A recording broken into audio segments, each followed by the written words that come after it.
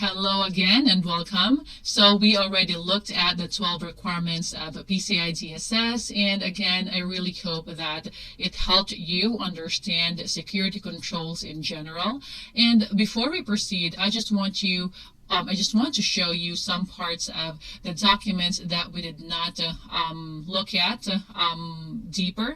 So I also feel that it is important for you to know those sections. So when you get a chance, please look at them as well. So first, here we have the time frames used in PCI DSS requirements. So we've been mentioning, daily, weekly, monthly, etc., etc.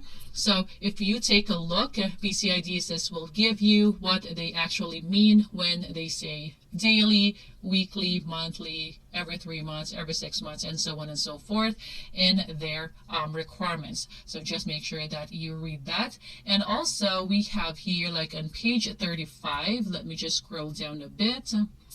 You can find here additional references. Oops, that's page 30. Let's see. Okay.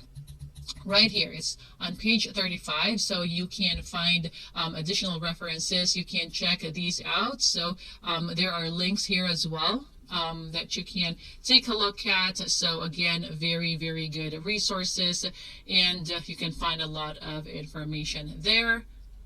And also, I would like to mention that we skipped requirements for third-party service providers only because we just really wanted to look at security controls from a merchant's perspective.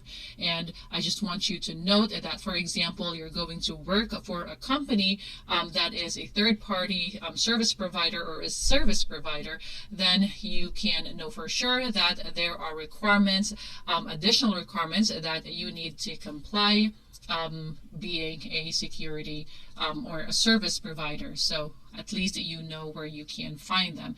And also, I would like to show you the sections of PCI DSS. So we're talking about the appendices. It's basically right here.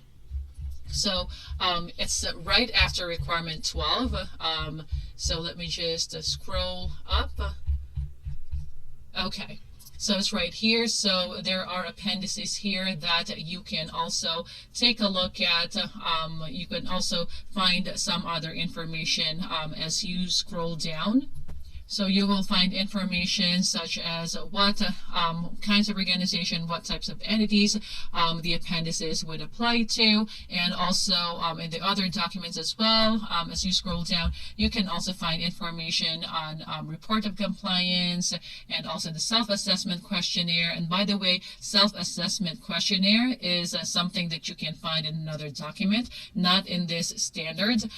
So if you get a chance, please take a look at a self-assessment questionnaire document. You can find that as well from the PCI DSS Resource Center or Document Library. I showed you how to get there.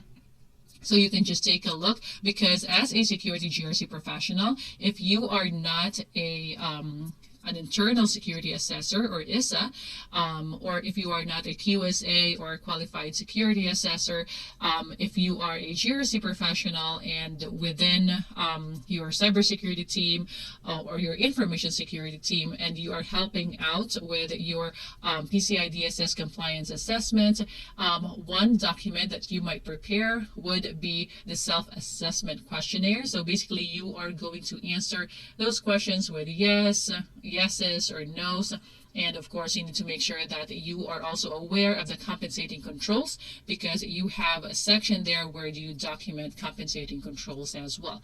So again, just download the document and look at PCI library or document library page.